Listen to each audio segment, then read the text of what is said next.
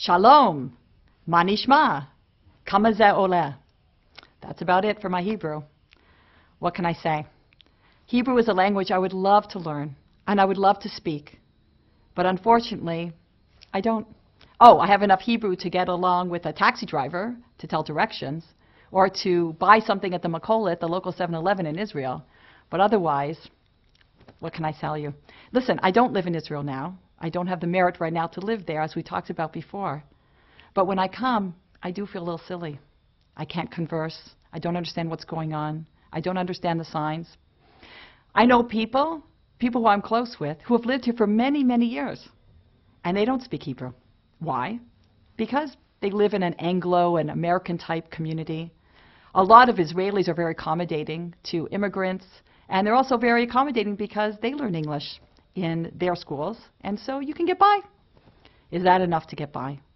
Should I make the effort?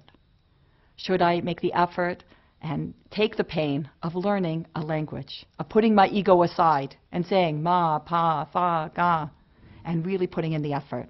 Oh, but I'm not good at languages. Well, you know what? If somebody offered me $100,000 to learn Hebrew in 6 months, believe me, I would learn Hebrew, maybe even in 6 weeks. Does it matter? Does it really matter? You know what? I think it does. There are many reasons to make the effort to learn Hebrew. Number one, it's a holy language.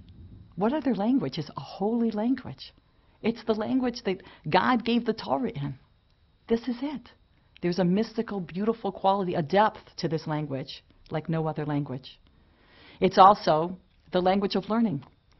Listen, there's a lot of things translated into English today, books and CDs and lectures, and it's amazing. But to learn it in the original, to really learn it in the original, that's what it's all about. You're missing out. You're missing out when once something is translated, it's already diluted. It's also the language of the Jewish people. It's the language that when, let's face it, when you go to Israel, no matter if you're coming from Russia or you're coming from Argentina or you're coming from America, this is the language that unites the Jewish people here in Israel. It is worth the effort. Is Hebrew Greek to you? What can I tell you? It's a little bit Greek to me. I want to make the effort. I want to try. But maybe it doesn't matter. You can get by. Does learning Hebrew matter? Yes, it does. And I'm going to try to make my best effort.